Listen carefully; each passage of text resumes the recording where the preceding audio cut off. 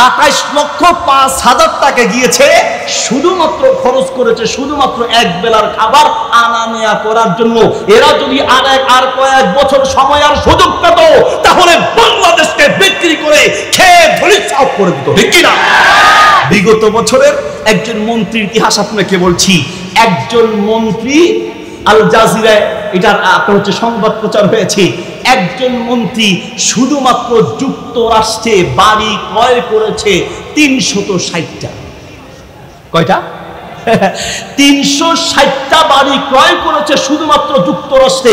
এবার বুঝেন সারা বিশ্বে তার কত বাড়ি আছে, কত কোটি হাজার হাজার কোটি টাকা এই দেশ থেকে পাচার করেছে।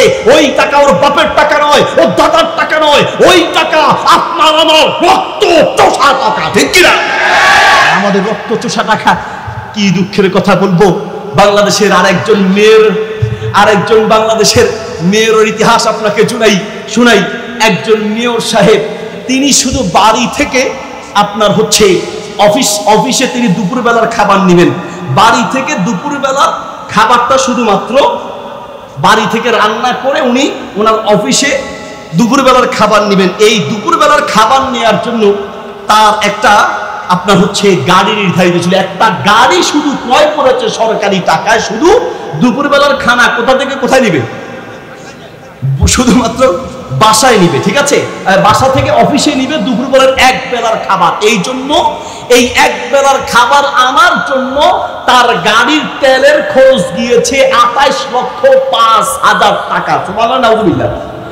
28,05,000 টাকা গিয়েছে শুধুমাত্র খরচ করেছে শুধুমাত্র এক বেলার খাবার আনা নেয়া করার জন্য।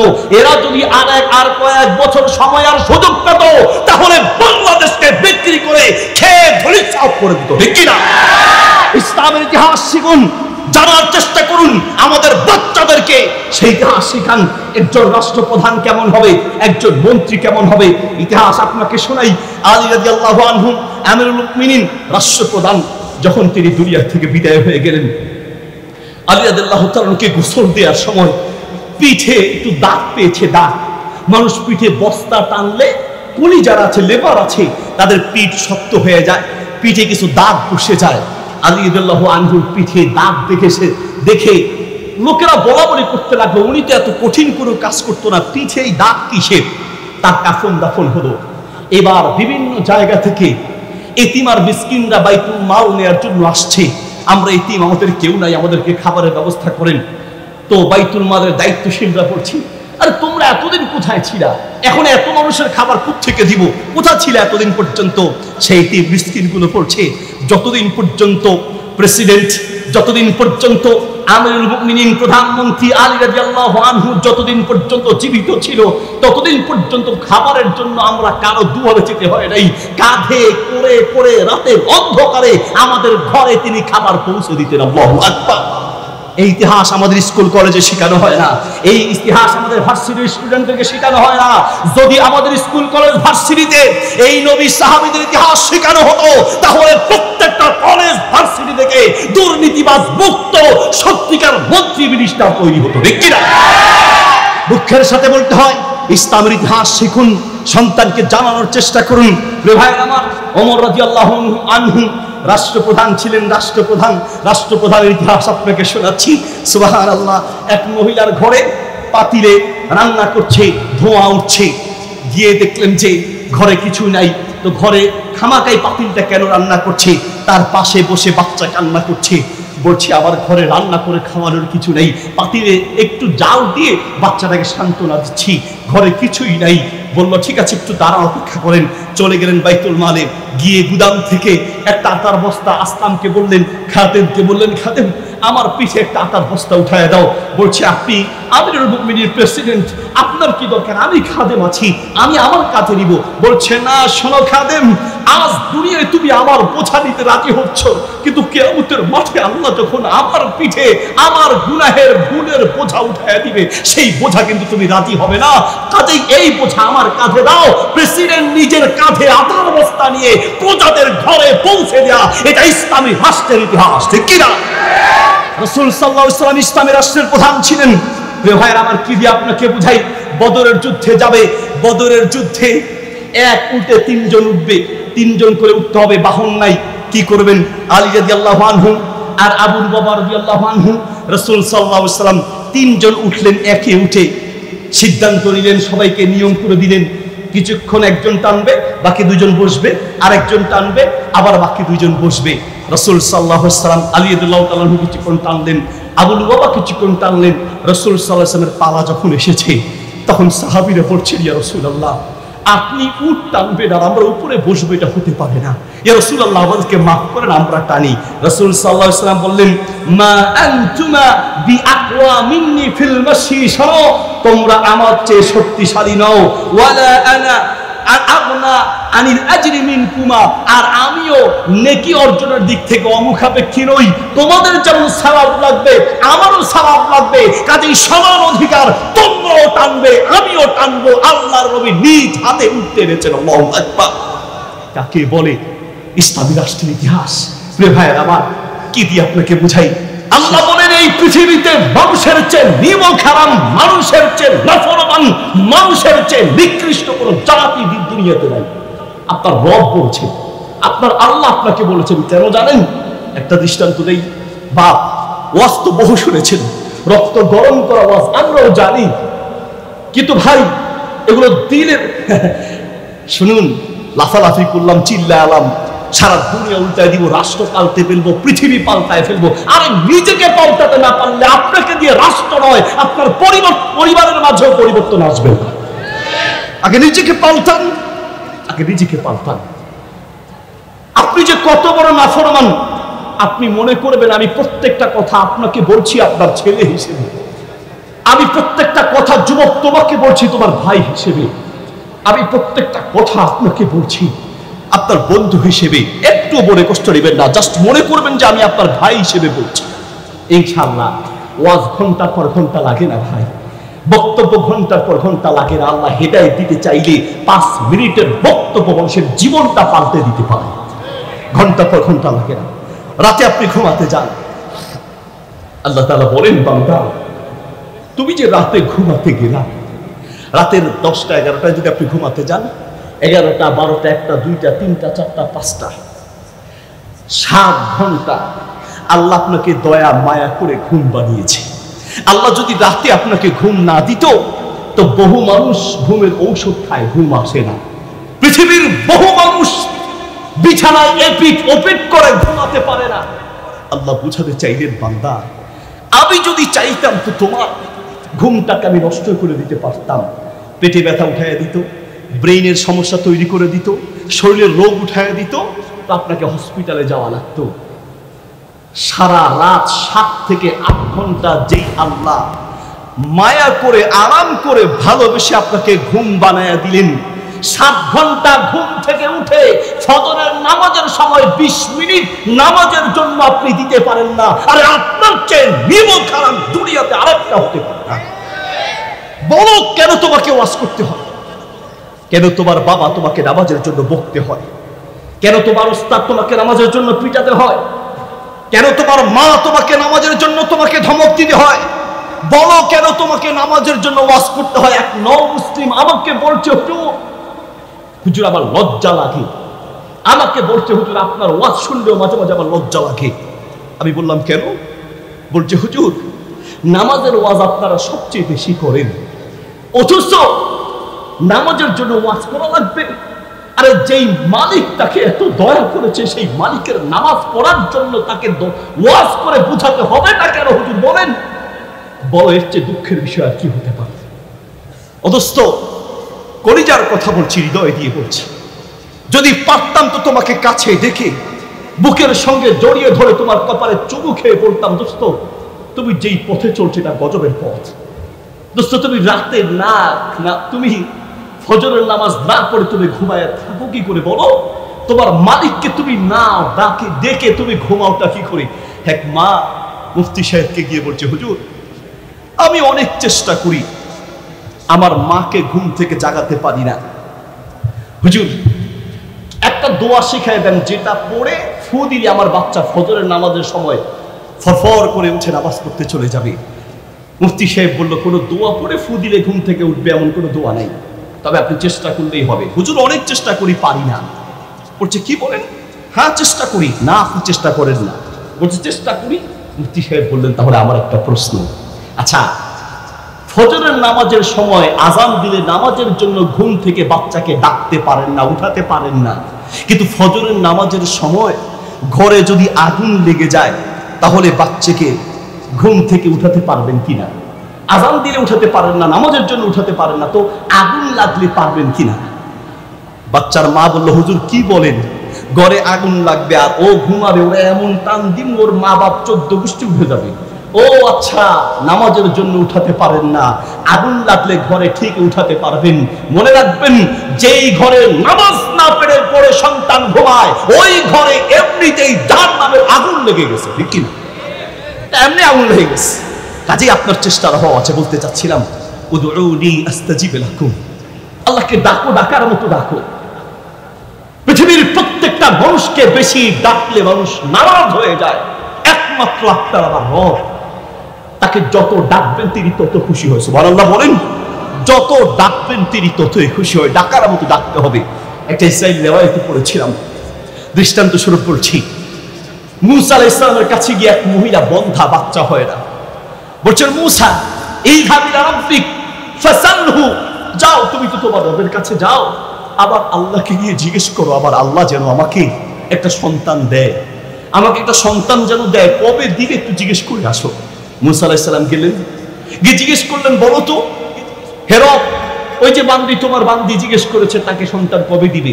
আল্লাহ বলেন কাতাতু লাহা আকিমান, আমি তাকে বন্ধা বাড়িয়েছি, বন্ধা, তার বাচ্চা হবে না। ফিরে আসতেন, মহিলাকে বলল শোনো তোমার জন্য দুঃসংবাদ, তোমার বাচ্চা হবে না। কি বলেন? আমার বাচ্চা হবে না? হতে পারে না। আপনি আবার জিজ্ঞেস করেন। 3 বার গেলেন, 3 বার একই কথা, কাতাতু লাহা আকিমান, আমি তাকে বন্ধা বাড়িয়েছি। এবার বলল ঠিক আছে মূসা, আমি আর তোমার কাছে আসবো না, আমি জানি আমার আল্লাহকে কিভাবে রাজি করাতে হয়, আল্লাহু আকবার, আমি জানি। চলে গেলেন বাসায়, সিজদায় পড়ে চোখের পানি ফেলে কাঁদতে লাগলেন আর ডাকতে লাগলেন ইয়া রহিম, ইয়া রহিম, ইয়া রহিম, হে চির দয়াময় আল্লাহ, তুমি তো দুনিয়ার সব অসম্ভব হতে পারে, সবার পক্ষে অসম্ভব হতে পারে, তোমার পক্ষে অসম্ভব বলতে কিচ্ছু না, ইয়া রহিম, হে দয়াময় আল্লাহ। 1 বছর পরে বাচ্চাটাকে নিয়ে মূসা আলাইহিস সালামের কাছে গেলেন। মূসা আলাইহিস সালাম জিজ্ঞেস করলেন এটাকে? আমার বাচ্চা। আরে কি তোমার বাচ্চা? হ্যাঁ আমার বাচ্চা। তো তুমি না বন্ধা, বাচ্চা হলো কি করে? আমার রবের পক্ষে দুনিয়ার সবকিছু সম্ভব। আল্লাহু আকবার। মূসা আলাইহিস সালাম চলে গেলেন তুর পাহাড়ে। রব আপনি বলেছেন তাকে আপনি বন্ধা বানিয়েছেন, আর এখন বাচ্চা দিলেন। ও মূসা শোনো, আমি তাকে বন্ধা বানিয়েছিলাম ঠিক আছে, কিন্তু সে যখন রহিম, ইয়া রহিম, হে দয়াময় আল্লাহ বলে ডাক দিয়েছে, আমি আল্লাহ তখন এই রহিম ডাকের ওসিলায় খুশি হয়ে এই বন্ধা মহিলার কোলে আমি আল্লাহ সন্তান দান করেছি। আল্লাহু আকবার। মানুষের পক্ষে অসম্ভব হতে পারে, আল্লাহর পক্ষে অসম্ভব বলতে কিছু নেই। আমি মাদারীপুর মাহফিল করে নামলাম, স্টেজ থেকে নেমে রুমে গেলাম, এক মুরব্বী দেখা করতে আসলেন।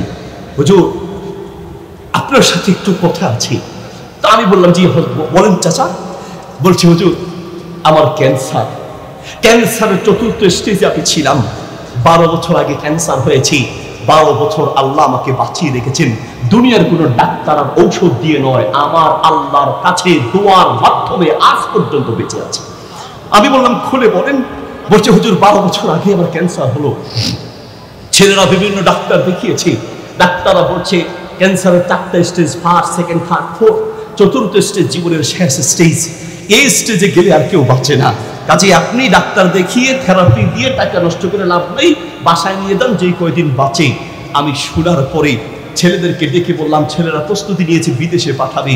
আমি বললাম ছেলেদেরকে খবরদার, আমাকে আর কারোর কাছে নিবে না, আমি দুনিয়ার কোনো ডাক্তার আর কোনো ঔষধ আর কোনো হসপিটালে যাব না। ঘরের দরজা বন্ধ করে ছেলেদেরকে বের করে আলেম ওলামারা রোগ থেকে বাঁচার যে দোয়াগুলোর কথা বলেছেন সেই দোয়াগুলোর উপরে আমল করতে লাগলাম। তাহাজ্জুদের নামাজে রোগ থেকে বাঁচা যায়, এই জন্য তাহাজ্জুদের নামাজ পড়া শুরু করলাম। সিজদায় কি আমার রবকে বলতে লাগলাম, রব দুনিয়ার সব ডাক্তার আমাকে ফিরিয়ে দিয়েছে, দুনিয়ার ডাক্তারের দরজা বন্ধ হতে পারে, দুনিয়ার সবার দরজা বন্ধ হয়ে যায়, একটা একটা সময় দুনিয়ার সবাই দরজা বন্ধ করে দেয়, তুমি তো এমন মালিক, তুমি তো এমন রব, তুমি তো এমন রহমান, যে আল্লাহর দয়া কখনো বন্ধ হয় না, যার দরজা কখনো বন্ধ হয় না। দুনিয়ার সব ডাক্তারের দরজা বন্ধ, আমি সবার কাছ থেকে ফিরে এসে তুমি আল্লাহর কাছে ফিরে আসতাম। আল্লাহু আকবার। হুজুর যে ডাক্তার বলেছে 2 মাসের বেশি বা 2 সপ্তাহের বেশি বাঁচবো না, 1 মাস পরে সেই ডাক্তার মারা গিয়েছে। আল্লাহ আমাকে এখনো বাঁচিয়ে রেখেছেন। যে আল্লাহ নবী রাসূলদেরকে সাহায্য করেছেন, ইমানদারদেরকে সাহায্য করেছেন, সেই আল্লাহ এখনো আছেন কিনা? আছে। কিন্তু ভাইরা আমার, আমরা ওই আল্লাহকে যেভাবে ডাকা দরকার আসলে সেইভাবে ডাকতে পারি নাই। অনেক সময় আমরা বলে হুজুর দোয়া তো করি, কিন্তু দোয়া তো কবুল হয় না। আপনার দোয়া ঠিকই কবুল হয়েছে, হয়তো আপনি বুঝেন নাই। আরে আমি যে ওয়াজ করছি, মাঝে মাঝে আমিও বুঝি না, আমিও মাঝে মাঝে বোকা হয়ে যাই, আমিও মাঝে মাঝে পাগল হয়ে যাই, আমিও মাঝে মাঝে অবাক হয়ে যাই যে আল্লাহ বোধহয় দোয়া কবুল করে নাই। কিন্তু আল্লাহ যে দোয়া কবুল করে রেখেছে, বুঝার কোনো উপায় অনেক সময় আমরাও খুঁজে পাই না। মাহফিলে যাব, ঢাকা শহরে মাহফিল, তো তখন প্রাইভেট কার নয় বরং বাসে চলতাম। আজ থেকে প্রায় 8-10 বছর আগের কথা বলছি। বাসের টিকিট কাটতাম, যেতে দেরি হয়ে যাচ্ছে, 10 মিনিট দেরি হচ্ছে। আল্লাহকে দোয়া করলাম, রব 10টা মিনিট গাড়ি আটকায় রাখো, টিকিট আছে, 10 মিনিট দেরি হয়ে যাচ্ছে। আল্লাহকে বললাম, আল্লাহ গাড়ি আটকায় রাখো। যেতে 10 মিনিট দেরি, যাওয়ার পরে দেখলাম আমি যে গাড়িতে উঠার কথা ছিল ওই গাড়িটা ছেড়ে দিয়েছে। মনটা বড় খারাপ, মনটা বড় খারাপ হয়ে আছে। গাড়ি পরের গাড়িতে উঠলাম, টিকিটও গেল, টাকাও গেল, গাড়িও চলে গেল। পিছনের গাড়িতে উঠে আল্লাহকে কিছুটা মনে মনে একটু ভারাক্রান্ত হৃদয় নিয়ে বলতে লাগলাম, আল্লাহ এমন কোনো অন্যায় তো করি নেই যে অন্যায়ের কারণে তুমি আমার এই দোয়া কবুল করবে না। একটা ভালো কাজে যাচ্ছি আর গাড়িটা চলে গেল, কেন 10টা মিনিট আটকায় রাখলে অসুবিধার কি ছিল? মনে মনে কিছুটা আল্লাহর প্রতি একটু ভিন্ন চিন্তা আসতে লাগলো। লা হাওলা ওয়ালা কুওয়াতা ইল্লা বিল্লাহ পড়ছি, ইস্তেগফার পড়ছি। ঠিক 1 ঘন্টা ফেনী থেকে কুমিল্লা পর্যন্ত গিয়ে দেখলাম আমি আগের যে গাড়িতে উঠার কথা ছিল, ড্রাইভার বলছেন, প্যাসেঞ্জাররা বলছেন, এই যে আমাদের আগের গাড়িটা দেখেন, ওই গাড়িটা অ্যাক্সিডেন্ট করে বহু মানুষের রাস্তায় পড়ে আছে। চিৎকার দিয়ে বললাম, মালিক আমি চেয়েছি আগের গাড়িতে উঠবো, তুমি উঠতে দাও নাই। আমি মনে করেছি তুমি ভুল করেছো। না আল্লাহ, আমার চাওয়া ভুল ছিল, আমারটা ভুল ছিল, তোমারটাই সঠিক ছিল। আল্লাহু আকবার। তোমারটাই ঠিক ছিল। ওয়াসা আন তুহিব্বু শাই ওয়াসা আন তাকরাহু শাইআন ওয়া হুয়া খায়রুল লাকুম। আল্লাহ বলে, বান্দা মাঝে মাঝে আমি দেই না, তুমি রাগ করো, আমি যে দেই নাই এটার মধ্যেই তোমার কল্যাণ ছিল। মাঝে মাঝে তুমি চাও না আমি দেই, তুমি মন খারাপ করো। না বান্দা শোনো, আমি যে দেই নাই এটার মধ্যেই কল্যাণ, আমি যে দিয়েছি এটার মধ্যেই কল্যাণ। বুঝো বা না বুঝো, আল্লাহর উপর ঈমান রাখো। প্রিয় হাজরিন, সময় যেহেতু সংক্ষিপ্ত, আমি আলোচনা সংক্ষেপ করব। 1 নম্বর পয়েন্ট হলো, আল্লাহর কাছে দোয়া কবুল করাতে হলে প্রিয় ভাই আল্লাহর প্রতি ইখলাস লাগবে, ভালোবাসা লাগবে, মহব্বত নিয়ে দোয়া করতে হবে। নিশ্চিত আল্লাহর কাছে চাইলেই পাবেন এমন 100% বিশ্বাস নিয়ে দোয়া করতে হবে। নাম্বার 2 নম্বর শর্ত হচ্ছে হারাম থেকে মুক্ত থেকে দোয়া করতে হবে। আপনার গায়ের কাপড়ের প্রত্যেকটা সুতা হারাম টাকায় কিনা, আপনি খাচ্ছেন হারাম, চাকরি করছেন হারাম, ব্যবসা করছেন হারাম, সুদের সাথে জড়িত, ঘুষের সাথে জড়িত।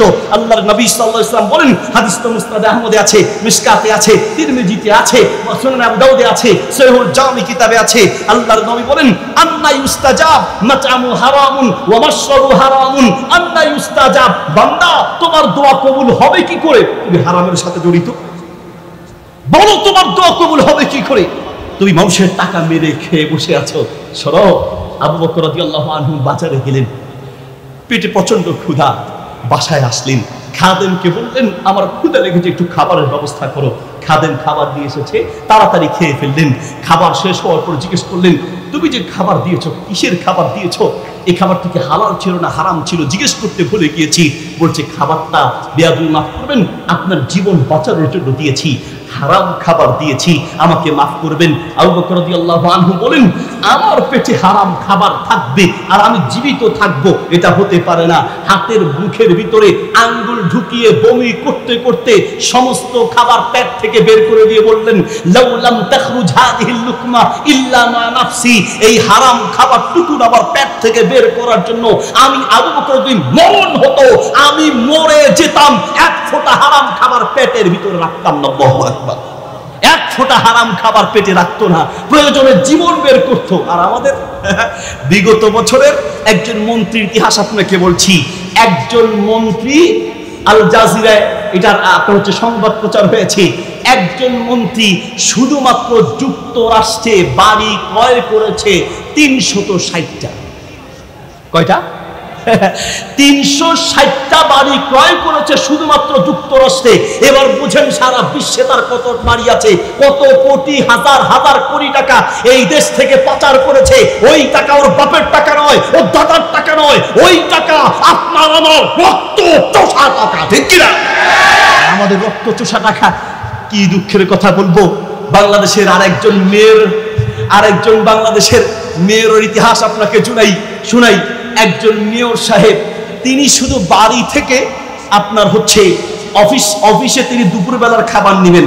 বাড়ি থেকে দুপুরবেলার খাবারটা শুধুমাত্র বাড়ি থেকে রান্না করে উনি ওনার অফিসে দুপুরবেলার খাবার নেবেন। এই দুপুরবেলার খাবার নেওয়ার জন্য তার একটা আপনার হচ্ছে গাড়ি নির্ধারিত ছিল। একটা গাড়ি শুধু ক্রয় করেছে সরকারি টাকায়, শুধু দুপুরবেলার খানা কোথা থেকে কোথায় নিবে?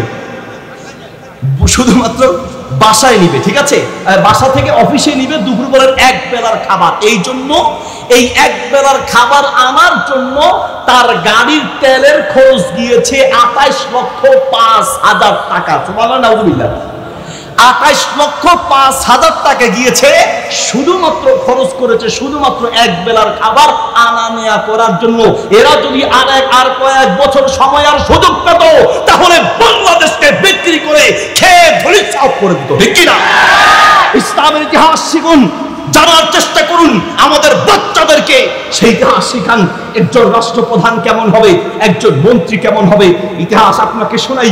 আলী রাদিয়াল্লাহু আনহু আমিরুল মুমিনিন, রাষ্ট্রপ্রধান, যখন তিনি দুনিয়া থেকে বিদায় হয়ে গেলেন, আলী রাদিয়াল্লাহু তাআলাকে গোসল দেওয়ার সময় পিঠে একটু দাগ পেয়েছে। দাগ, মানুষ পিঠে বস্তা টানলে কুলি যারা আছে, লেবার আছে, তাদের পিঠ শক্ত হয়ে যায়, পিঠে কিছু দাগ বসে যায়। আলী রাদিয়াল্লাহু আনহুর পিঠে দাগ দেখে লোকেরা বলাবলি করতে লাগলো, উনি তো এত কঠিন কোনো কাজ করতো না, পিঠে এই দাগ কিসের? তার কাফন দাফন হলো। এবার বিভিন্ন জায়গা থেকে এতিম আর মিসকিনরা বাইতুল মাল নেওয়ার জন্য আসছে। আমরা এতিম, আমাদের কেউ নাই, আমাদেরকে খাবারের ব্যবস্থা করেন। তো বাইতুল মালের দায়িত্বশীলরা বলছি, আরে তোমরা এতদিন কোথায় ছিলা? এখন এত মানুষের খাবার কোত্থেকে দিব? কোথা ছিল এতদিন পর্যন্ত? সেই এতিম মিসকিনগুলো পড়ছে, যতদিন পর্যন্ত প্রেসিডেন্ট, যতদিন পর্যন্ত আমিরুল মুমিনিন প্রধানমন্ত্রী আলী রাদিয়াল্লাহু আনহু যতদিন পর্যন্ত জীবিত ছিল, ততদিন পর্যন্ত খাবারের জন্য আমরা কারো দুয়ারে যেতে হয় নাই। কাঁধে করে করে রাতের অন্ধকারে আমাদের ঘরে তিনি খাবার পৌঁছে দিতেন। আল্লাহু আকবার। এই ইতিহাস আমাদের স্কুল কলেজে শেখানো হয় না, এই ইতিহাস আমাদের ভার্সিটির স্টুডেন্টদেরকে শেখানো হয় না। যদি আমাদের স্কুল কলেজ ভার্সিটিতে এই নবী সাহাবীদের ইতিহাস শেখানো হতো, তাহলে প্রত্যেকটা কলেজ ভার্সিটি থেকে দুর্নীতিবাজ মুক্ত সত্যিকার মন্ত্রী মিনিস্টার তৈরি হতো, ঠিক কিনা? দুঃখের সাথে বলতে হয়, ইসলামের ইতিহাস শিখুন, সন্তানকে জানানোর চেষ্টা করুন। ভাই আমার, ওমর রাদিয়াল্লাহু আনহু রাষ্ট্রপ্রধান ছিলেন। রাষ্ট্রপ্রধানের ইতিহাস আপনাকে শোনাচ্ছি। সুবহানাল্লাহ। এক মহিলার ঘরে পাতিলে রান্না করছে, ধোঁয়া উঠছে। গিয়ে দেখলেন যে ঘরে কিছু নাই। তো ঘরে খামাকাই পাতিলটা কেন রান্না করছে? তার পাশে বসে বাচ্চা কান্না করছে, বলছে আবার ঘরে রান্না করে খাওয়ানোর কিছু নেই, পাতিলে একটু জাল দিয়ে বাচ্চাটাকে সান্ত্বনা দিচ্ছি, ঘরে কিছুই নাই। বলল ঠিক আছে, একটু দাঁড়া, অপেক্ষা করেন। চলে গেলেন বাইতুল মালে, গিয়ে গুদাম থেকে একটা আটার বস্তা আসলামকে বললেন, খাদেমকে বললেন, খাদেম আমার পিঠে একটা আটার বস্তা উঠায় দাও। বলছে আপনি আমিরুল মুমিনিনের প্রেসিডেন্ট, আপনার কি দরকার? আমি খাদেম আছি, আমি আমার কাজে নিব। বলছে না, শোনো খাদেম, আজ দুনিয়ায় তুমি আমার বোঝা নিতে রাজি হচ্ছ, কিন্তু কিয়ামতের মাঠে আল্লাহ যখন আমার পিঠে আমার গুনাহের ভুলের বোঝা উঠায় দিবে, সেই বোঝা কিন্তু তুমি রাজি হবে না। কাজেই এই বোঝা আমার কাঁধে দাও। প্রেসিডেন্ট নিজের কাঁধে আটার বস্তা নিয়ে প্রজাদের ঘরে পৌঁছে দেয়া, এটা ইসলামী রাষ্ট্রের ইতিহাস, ঠিক কিনা? রাসূল সাল্লাল্লাহু আলাইহি ওয়াসাল্লাম ইসলামী রাষ্ট্রের প্রধান ছিলেন। প্রিয় ভাইরা আমার, কি দিয়ে আপনাকে বুঝাই? বদরের যুদ্ধে যাবে, বদরের যুদ্ধে এক উটে 3 জন উঠবে, 3 জন করে উঠতে হবে, বাহন নাই। কি করবেন? আলী রাদিয়াল্লাহু আনহু আর আবু বকর রাদিয়াল্লাহু আনহু, রাসূল সাল্লাল্লাহু আলাইহি ওয়াসাল্লাম 3 জন উঠলেন, একে উঠে সিদ্ধান্ত নিলেন, সবাইকে নিয়ম করে দিলেন, কিছুক্ষণ একজন টানবে, বাকি 2 জন বসবে, আরেকজন টানবে, আবার বাকি 2 জন বসবে। রাসূল সাল্লাল্লাহু আলাইহি ওয়াসাল্লাম আলী রাদিয়াল্লাহু তাআলা কিছুক্ষণ টানলেন, আবু লুবাবা কিছুক্ষণ টানলেন। রাসূল সাল্লাল্লাহু আলাইহি ওয়াসাল্লামের পালা যখন এসেছে তখন সাহাবীরা বলছেন, ইয়া রাসূলুল্লাহ, আপনি উট টানবেন আর আমরা উপরে বসবো, এটা হতে পারে না। ইয়া রাসূলুল্লাহ, আমাদেরকে মাফ করেন, আমরা টানি। রাসূল সাল্লাল্লাহু আলাইহি ওয়াসাল্লাম বললেন, মা আনতুমা বিআকওয়া মিন্নি ফিল মাশি, শোনো, তোমরা আমার চেয়ে শক্তিশালী নও, ওয়ালা আনা আগনা আনিল আজরি মিনকুমা, আর আমিও নেকি অর্জনের দিক থেকে অমুখাপেক্ষী নই। তোমাদের যেমন সওয়াব লাগবে আমারও সওয়াব লাগবে, কাজেই সমান অধিকার, তোমরাও টানবে আমিও টানবো। আল্লাহর নবী নিজ হাতে উঠতে এনেছেন। আল্লাহু আকবার। কাকে বলে ইসলামী রাষ্ট্রের ইতিহাস। প্রিয় ভাইয়ের আমার, কি দিয়ে আপনাকে বুঝাই, শেষ না? জাযাকুমুল্লাহ খায়র। প্রিয় ভাইয়ের আমার, বলতে চাচ্ছিলাম দোয়া কবুলের জন্য শর্ত, আল্লাহর প্রতি ইখলাস নিয়ে দোয়া করতে হবে, হারাম থেকে মুক্ত থেকে দোয়া করতে হবে। নাম্বার 3 নাম্বার পয়েন্ট হচ্ছে শিরিক থেকে মুক্ত থেকে দোয়া করতে হবে। 4 নাম্বার দোয়া কবুলের শর্ত হচ্ছে একমাত্র কেবল শুধুমাত্র আল্লাহর কাছে দোয়া করতে হবে। দোয়া কবুলের কিছু সময় আছে যেই সময়গুলোতে দোয়া কবুল হয়। তাহাজ্জুদের সময় দোয়া কবুল হয়, সেজদায় গিয়ে দোয়া করলে দোয়া কবুল হয়, ইনদা নুজুলিল গায়স, বৃষ্টি নামছে এই সময় দোয়া করলে দোয়া কবুল হয়। এরকম দোয়া কবুলের সময়গুলো খুঁজে খুঁজে দোয়া করতে হবে। আল্লাহ তাআলা আমাদেরকে যেভাবে দোয়া করলে কবুল হবে আল্লাহ তাআলা দোয়া করার তৌফিক দান করুন। জাযাকুমুল্লাহ খায়র। ওয়াসসালামু আলাইকুম ওয়া রাহমাতুল্লাহি ওয়া বারাকাতুহু।